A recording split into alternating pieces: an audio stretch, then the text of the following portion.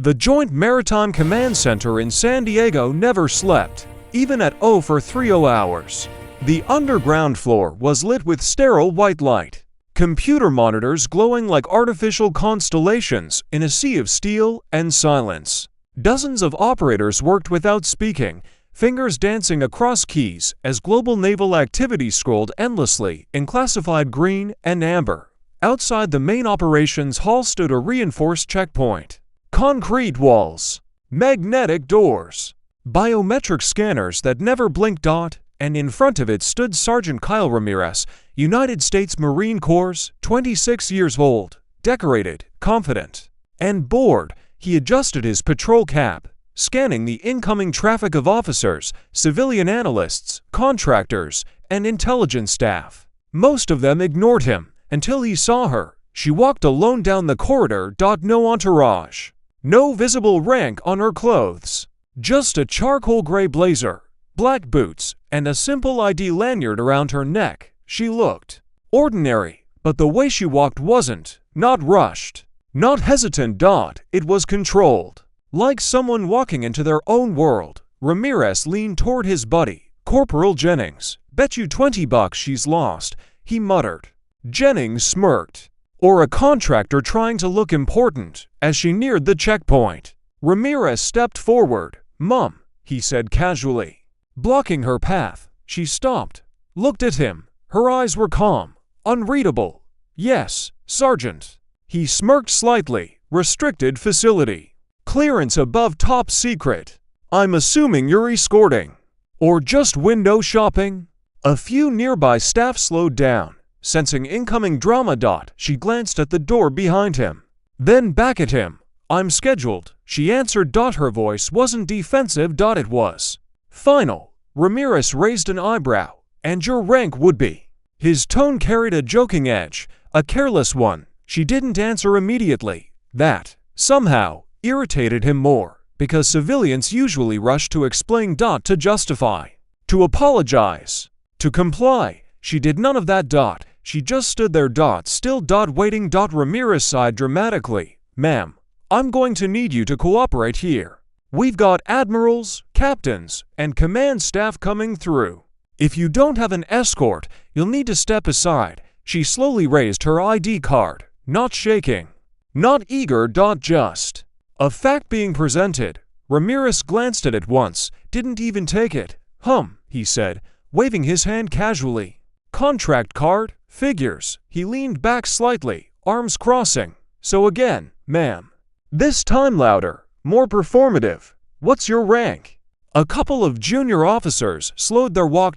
Listening. She tilted her head ever so slightly. "My rank," she repeated softly. For a split second, something passed in her eyes. Not anger, not pride, calculation. "Isn't relevant," she said. The words were calm, dangerously calm. Ramirez laughed under his breath. "Mom, everybody's rank is relevant in this building," he replied. "So either tell me," he leaned in slightly, "or I'll find someone who actually knows how this place works." A silence hung. Heavy. And the corridor camera above them blinked. Quietly. Recording everything. She finally handed him the card. This time, directly. He took it. Casually. Like it didn't matter. He slid it through the scanner beside him. Beep. The screen lit up. He barely glanced at it. Until his smirk faded. The device made no sound, just a soft secondary recognition tone. Higher security. Ramirez frowned. "That's strange," he muttered. He looked closer. Now. Reading. Reading. His jaw tightened. The screen displayed Colonel Ryan Lee, United States Strategic Naval Intelligence Clearance, Omega 9. Access Global Fleet Command Network Designation. Project Sentinel. Corex's throat went dry. He looked up. Then back down. Then up again. "That's not," he whispered. "You don't look like a colonel." She didn't flinch. "Rank isn't a costume, Sergeant," she replied calmly. "It's a function." His fingers tightened on the card. "But this code, this access," he shook his head slightly. "You can't just walk into this level." She Stepped forward one small step. He subconsciously stepped back. "You're in my way," she said quietly. Behind him, the magnetic doors HUMMED. Locked. Ramirez straightened his back. The old instinct kicked in. Defensiveness masked as protocol. "All right," he said loudly. "We're doing this by the book." He signaled to Jennings. "Call command. Level C security verification."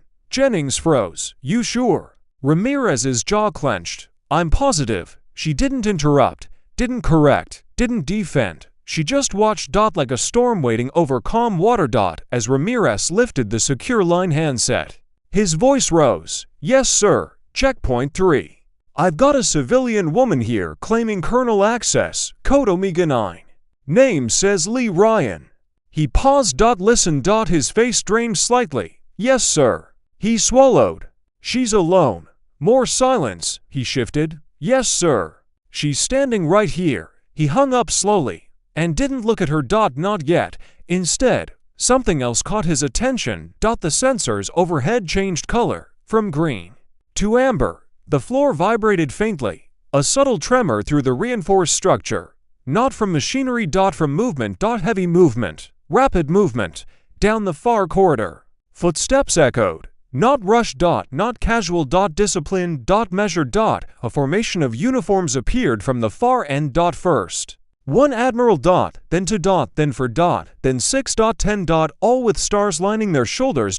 All walking with single purpose. Not toward the briefing room. Not toward the maps, but directly toward her. The corridor went silent. Even keyboard stopped. Breathing slowed. Ramirez stood frozen, his hand still gripping her. The 10 admirals didn't look at him. They all stopped. 3 steps from her. Their boots aligned, perfectly spaced. One by one in synchronized precision. All 10 of them raised their hands and saluted, not casually. Not protocol. A salute filled with absolute respect, the highest honor. Colonel Ryan didn't return it immediately. She just looked at Ramirez, then gently slid her card out of his fingers. "Now," she said calmly, "would you like to ask again what my rank is?" Not a single voice dared to rise, not even a whisper. The air inside the corridor felt heavier, like gravity itself had leaned closer to the ground. 10 admirals, not 1, not 3, not 5. 10. A constellation of power that commanded fleets, controlled war zones, shifted global balances. Standing in front of one woman. And saluting her. Ramirez felt something unfamiliar crawl up his spine. Not fear, not embarrassment. Something worse. Insignificance. The lead admiral stepped forward slightly. Rear Admiral Jonathan Hale, a name that made commanders stand straighter and generals weigh their words more carefully. "Colonel Ryan," he said respectfully. "You're early." She nodded once. "Protocols change when threats don't wait." "Admiral," his lips pressed into a thin appreciative line. "You always did hate inefficiency." A few officers nearby exchanged stunned glances. Always did. This wasn't a stranger. This was history. Ramirez's ears rang, like standing too close to a jet engine. He stared at her. Really looked this time. Not at her face. Her posture, her stillness, the complete absence of need to impress anyone. He swallowed hard. "Open the doors," Admiral Hale ordered. The magnetic locks disengaged immediately with a hydraulic sigh. But none of the admirals moved. Not yet. Someone else stepped forward. Vice Admiral Carver, head of Indo-Pacific Strategic Command, a man who rarely appeared outside classified war summits. "Colonel," he said, voice low, "everyone from Pentagon Strategic Division is patched in. They're waiting." She nodded again. "Good. The delay cost us 12 minutes already." A beat. Then she looked over his shoulder, back at Ramirez, not mocking, not satisfied, just observant. "You see, Sergeant," she said calmly, "there are battles you fight with firearms." She glanced briefly at the operations hall windows.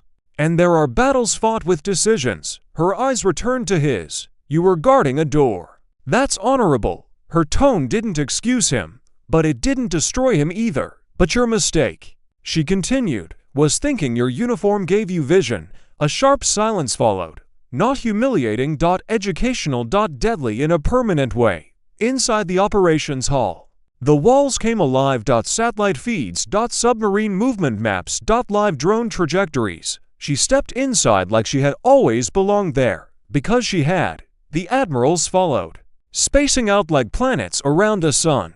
A massive screen ignited. Bold letters. Project Sentinel Global Maritime Defense Failure. Simulation every focused. One officer didn't fully breathe. Not yet. Ramirez. He stood frozen at the entrance until a senior chief tapped his shoulder. You're lucky, the man muttered. Anyone else would have ended you. Ramirez blinked. Who is she? The chief didn't even look at him. She's the reason we didn't lose Guam in 21. She's the reason 3 naval task forces didn't get wiped off radar over the South China Sea. She's the shadow that corrected 5-star mistakes before anyone knew they were made. Ramirez felt his chest tighten. Then why?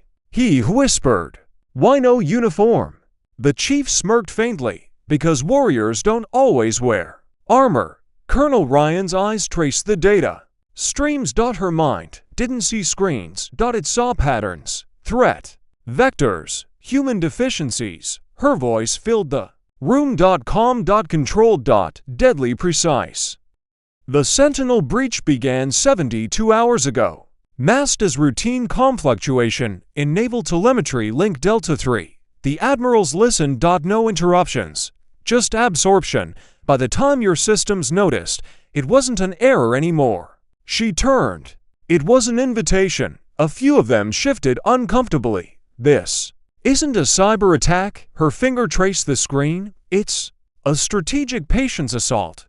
Every word landed with calculated force. She didn't shout. She didn't dominate. She commanded by inevitability. Outside the glass walls, Ramirez finally sat down on a bench. His hands still felt like they dropped something important. Not her. His assumptions. Inside, the briefing had transformed the entire command floor. Outside, reality had crushed a young Marine's arrogance. Ramirez leaned forward, elbows on knees. He replayed her words. Your uniform doesn't give you vision. For the first time in his career, he realized something. He hadn't been protecting a facility. He'd been protecting his ego. Across the hall, he could see her silhouette moving between screens, a ghost among giants. And every admiral leaning toward her. Not because of protocol, but because of necessity. He exhaled slowly. Something shifted inside him. Not broken. Rewired. From the perspective window, he saw the fleet movement map update. A potential disaster. Just avoided. And it had nothing to do with weapons, or ranks, or brute strength. Only clarity, and hers was absolute. Inside the command hall, every light seemed focused on her, without a single spotlight ever being turned on. Colonel Lee Ryan stood before a split screen of live naval traffic: Pacific, Atlantic, Arctic. 3 oceans. One problem. Project Sentinel was designed to fail silently, she said. Because real threats don't announce themselves with noise. Admiral Hawley's jaw clenched. You're saying this was intentional? I'm saying, she replied, this wasn't an attack. A pause. This was a test. A visible ripple moved through the room. A test by who? Another admiral asked. She didn't answer immediately. Instead, she tapped the screen. A new designation appeared. Ghost Protocol. Activity. Her voice lowered. By someone who studied us longer than we studied them. Outside, Ramirez felt a chill even through the reinforced glass. He couldn't hear her, but he could feel the gravity of her. Admiral Carver stepped closer. There isn't a single defense doctrine that matches what you're describing. Colonel Ryan gave a small exhale. No, Admiral, there isn't. She leaned forward, resting both palms on the command table. Because the doctrine was never published, she straightened. A mentor of mine, Dr. Samuel Keenan. Some gasped. The name was old, But dangerous, the man who disappeared after the Black Vector incident. Hale asked. She nodded once. He didn't disappear. He walked away. Her jaw tightened. And whoever is testing us now is using his blueprint. Every admiral understood the implications. If Keenan's work had survived, then so had its vulnerabilities, and so had the mind that created them. The screen exploded into data, heat maps, security protocols, unidentified signal paths. She traced them with her finger. This isn't coming from foreign satellites, she said. It's domestic. That word hit differently. Domestic threats didn't just violate borders, they eroded trust. She zoomed in. Breach Point Delta, Northern Pacific. That's not a military node, Admiral Hayes said. No, she replied. It's a private maritime relay. Her eyes hardened slightly. Owned by a subsidiary that doesn't exist on paper. Silence again. And guess who authorized its installation? She added. No one answered. She didn't need them to. They were reading the truth on her face, and they didn't like it. The room temperature felt colder. Not physically. Strategically. Admiral Hale broke the stillness. When do we lose control? Colonel Ryan's eyes didn't blink. You already have. He stared at her. She continued. They've had access for 6 days. They've observed response times. They've mapped decision delays. And they're waiting. She paused. For what? For panic, she replied. That's the real weapon. Outside the briefing hall, Ramirez looked down at his hands. He remembered how confident those hands had felt just hours ago. He slowly curled them into fists. Not from anger. From resolve. Admiral Carver finally asked the question no one wanted to voice. Can we stop this? Colonel Ryan looked at the screen once more. Then at them. Then away. Yes, she said. Relief almost broke the tension. Almost. But she added. The word silenced any relief instantly. But it requires breaking protocols no commander has ever approved. Admiral Hale narrowed his eyes. You're asking us to rewrite the rules mid-crisis? No, she corrected him. I'm asking you to admit that the rules failed. A long pause. Then she spoke again, softer this time. Now, decide. Do you want a perfect protocol or a surviving fleet? Silence stretched. Not the calm kind, the dangerous kind, when powerful people realize control has slipped. Admiral Hale folded his hands behind his back. What exactly are you proposing, Colonel? He asked. Lee Ryan didn't hesitate. A system override. A few heads jerked up. That's impossible, one admiral snapped. You'd need presidential clearance. She nodded slightly. Yes. Another pause. Then she added. Or someone with original system architecture authority. The room froze. Carver stared at her. Project Sentinel's base architecture was civilian coded. He murmured. She looked at him. You approved it. Admiral. He swallowed. You're telling us the person who designed this can still access it? Her jaw tightened. Yes, and whoever our enemy is has already exploited part of that door. She stepped to another console. But they didn't build the lock, she said quietly. I did. She pulled something from her coat pocket. Not electronic. Not digital. A small metallic drive. Slightly scratched. It looked almost ordinary. This, she said, holding it up, is a physical authorization key. Back when we still believed in human backup systems, Admiral Hayes frowned. You kept that. I was advised to destroy it, she replied. But you didn't, Hale said. No, she looked him dead in the eyes. Because I don't believe in unarmed systems, she plugged the device into the primary console. Every screen shifted. Warnings. Red fields, unauthorized intrusion alerts. A few officers panicked. No commands have been authorized yet. Someone shouted. She ignored them. Her fingers moved. Not fast. Precise. Like someone disarming a bomb that she herself designed. Any mistake here, she said calmly, locks the entire Pacific Fleet out of its own network. The room held its breath. Her eyes didn't. Outside, Ramirez stood. And for the first time since joining the course, he didn't feel like a spectator. He felt like someone who'd witnessed a turning point. The same senior chief appeared beside him again. You still here, Sergeant? He asked. Ramirez nodded. I want to understand something, he said. The chief glanced at him. You should have understood earlier. Ramirez swallowed. Why didn't she end me when she could? The chief chuckled softly. Because leaders don't crush, they correct. He looked toward the glass. You were a lesson, not a target. Ramirez exhaled. Slow, heavier than straighter. Inside the command hall. Alarms faded. Not gone. Muted. Temporary silence. The screen flashed. Sentinel Core. Manual access requested. A final authorization box appeared. Enter primary designation. Everyone looked at her. Even the Admirals didn't speak. Lee Ryan stared at the screen. Then typed LRYAN creator. Access the system. Pause. Then another prompt appeared. Second authorization required. Her fingers stopped. Her face changed. Just slightly. She knew this part would come. Admiral Hale murmured. Her voice lowered. It was designed that way. Who's the second? He asked. She didn't answer. For a long moment, nothing happened. Then a new ID symbol flashed. Remote connection detected. And a name appeared. Every monitor dimmed. Every system paused. A connection line pulsed. A voice interface activated. Low, familiar. Hello, Lee. The room went completely still. Admiral Hayes whispered, "My God."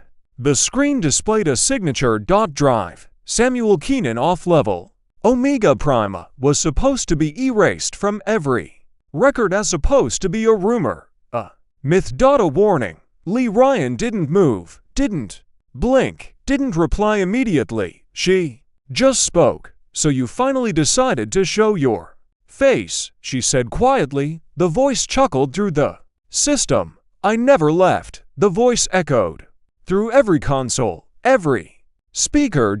Every fiber of the command center. Not loud, not angry, just certain. Do you know why I built Ghost Protocol, Lee? Keenan asked. She didn't respond. Not yet. You thought it was about defense, he continued. But it was never meant to protect fleets, or nations, or even people. The Admirals exchanged glances. Keenan, Hale said sharply. You're trespassing on classified network infrastructure. A soft chuckle came through. Admiral, you're standing inside a system I wrote before you had that second star. Silence devoured the room. He was enjoying this. You're all still thinking like officers, he added.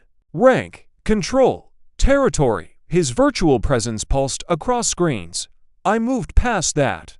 I build ecosystems now. Lee Ryan finally spoke. And you're poisoning this one, Keenan laughed. You always did think in morals, and you always hid behind intellect, she replied. Her voice was steel. Not raised, not shaking. Keenan, you didn't design the failsafe. The room sharpened. Oh, his voice amused.